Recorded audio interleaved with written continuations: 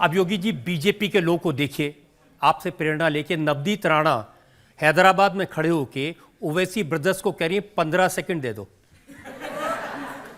उन्होंने 15 मिनट मांगे थे, उनसे कहा 15 मिनट काहे ले रहे हो, 15 सेकंड में ही हो जाए आर पार। देखिए, यह आवश्यक भी है, लातों के भूत बातों से नहीं मानते। तो स्वाभाविक रूप से वे जिस भाषा को समझेंगे उसी भाषा में वो डोज देना आवश्यक है, और जो कहा गया है मुझे लगता है कि वह उचित है। ऐसे लोगों को ऐसे ही डोज मिलना चाहिए। अब ओवैसी जी ने कहा कि छोटे को मत छेड़ो, अगर मैंने छोटे को छोड़ दिया तो वो तोप है, तुम्हारा T20 कर देगा। पहले फ्यूज हो चुके हैं लोग, इनका फ्यूज उठ चुका है, ये लोग अब कुछ नहीं कर पाएंगे। लेकिन अब योगी जी ये सही है कि देश में जो मुसलमान वर्ग है उनको एक क्लियर कट मैसेज दिया जा रहा है। मौलाना सज्जाद नोमानी बड़े स्कॉलर हैं, बड़ी रिस्पेक्ट है, उन्होंने मीटिंग की और कहा कि चुपचाप एक मुश्त वोट देना है मोदी को हराने के लिए। देखिए, ये मैसेज दुर्भाग्यपूर्ण है। मोदी जी ने 10 वर्ष में चेहरा देख करके नहीं, जाति मत मजहब के आधार पर नहीं, सबका साथ और सबके विकास के आधार पर देश के अंदर विकास भी किया, गरीब कल्याणकारी योजनाओं का लाभ भी दिया। लेकिन ये जो ध्रुवीकरण करने का प्रयास हो रहा है कुछ कठमुल्लों का, मौलवियों के द्वारा, मुझे लगता है ये चाहते हैं कि वह जीवन भर लुंगी पहन करके ही दौड़ता रहे। उसको ये लोग नहीं चाहते कि वह कोई एपीजे अब्दुल कलाम बने, कोई वैज्ञानिक बने, भारत के अंदर वह नेतृत्व करने की स्थिति में आ सके। फर्रुखाबाद में सुना है सलमान खुर्शीद की जो भतीजी हैं मारिया आलम, उन्होंने क्या कहा, बहुत अकलमंदी के साथ, बहुत खामोशी के साथ वोट जिहाद करो। जिहाद करके अगर वोट को भी जिहाद के साथ जोड़ना चाहते हैं तो उस वोट से जन्नत नहीं मिलेगा, जहन्नुम जरूर मिल जाएगा। और एक बात और मैं बता देना चाहता हूं, देखिए, भारतीय जनता पार्टी का बहुत स्पष्ट वो है कि भारत का संविधान शरीयत से नहीं, कोई व्यक्तिगत कानून से नहीं, हम बाबा साहब भीमराव अंबेडकर के द्वारा बनाए गए संविधान से चलाएंगे। अब ये डराने की बात नहीं है जब ये रिपोर्ट पीएमओ से आती है कि 65 साल का आकलन किया, हिंदू 7% कम हो गए, मुसलमान 44% बढ़ गए। भारत के अंदर तो हिंदू 8% घटाई, मुस्लिमों की आबादी उससे ज्यादा कई गुना बढ़ी है। लेकिन पाकिस्तान और बांग्लादेश में ठीक इसके उल्टा हुआ है, यानी यहां पे अल्पसंख्यक मुसलमान तेजी के साथ बढ़ा है, उसकी आबादी 3 से 4 गुना बढ़ी। हिंदुओं की आबादी घटी, लेकिन पाकिस्तान और बांग्लादेश की स्थिति क्या है, वहां पर हिंदुओं की आबादी तेजी के साथ घटी है। 22% हिंदू था बांग्लादेश में, आज 7% रह गया। पाकिस्तान में नाम मात्र का रह गया। और ये जो शरीयत की वकालत करते हैं, कठमुल्लापन जब तक देश में चलता रहेगा तब तक ये देश प्रगति नहीं कर सकता, इसको रोकना पड़ेगा। आप देखिए, अगर उस पीड़ित मानवता के लिए भारतीय जनता पार्टी नेतृत्व की मोदी जी की सरकार सिटीजनशिप अमेंडमेंट एक्ट लेके आती है, जिसमें भारत के किसी नागरिक का हित नहीं होना है, पाकिस्तान, बांग्लादेश, अफगानिस्तान से जो पीड़ित हिंदू है, बौद्ध है, जैनी है, सिख है, क्रिश्चियन है, पारसी है,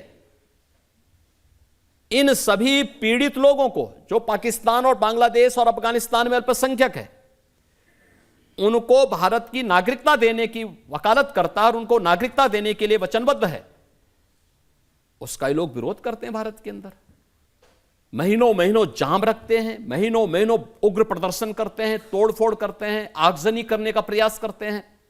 यह मानसिकता क्या दिखाती है? यह मानसिकता दिखाती है इन्हें मानवता से नहीं, इन्हें देश से नहीं, अपने मजहब से ज्यादा प्यार है। और मजहब को देश की तुलना में आप ऊंचा रखने का प्रयास करेंगे तो नया भारत इसको स्वीकार नहीं करेगा। कि राहुल गांधी तो विदेशों में जब जाते हैं वहाँ कहते हैं कि ये मोदी जी की सरकार, ये योगी जी की सरकार मुसलमानों पर जुल्म कर रही है। ये विदेशों की धरती पर बैठकर वो कहते हैं और वहाँ अमेरिका के और लंदन के न्यूज़पेपर्स ये रिपोर्ट छापते भी हैं। याद करिए 2010 में जब श्री राहुल गांधी विदेश की यात्रा पे थे तब उन्होंने कहा था ना कि हमें आईएसआई से भय नहीं है, हमें किसी आतंकी संगठन से भय नहीं है, हमें भारत के अंदर हिंदुओं से भय है। तो आपको हिंदुओं से भय है, हिंदुओं को इन्हीं की सरकार के समय आतंकवादी कहा गया था, तो उन हिंदुओं से वोट क्यों मांग रहे हो? फिर उनसे दूरी बना के रखो ना। वैसे भी एक्सीडेंटल हिंदू हैं, इनको अपने आप को हिंदू बोलने में ही शर्म लगती है और हिंदुओं को लोग आतंकवादी कहते हैं। दुनिया के अंदर हिंदुस्तान को और हिंदुओं को अपमानित करते हैं और वोट इनको हिंदुओं का चाहिए। जाति के आधार पर उसी हिंदू को बांटेंगे, ये नहीं चलेगा। ये दोगलापन और दोहरी जोरा चरित्र देश नहीं स्वीकार कर सकता। जनता महबूब सवाल ले सकते हैं। माननीय मुख्यमंत्री जी, मेरा सवाल ये है कि कुछ लोग देश के अंदर में रह करके गजवाए हिंद की बात करते हैं और भारत पर कब्जे तक की बात कर देते हैं, तो इस बात में कितना दम है?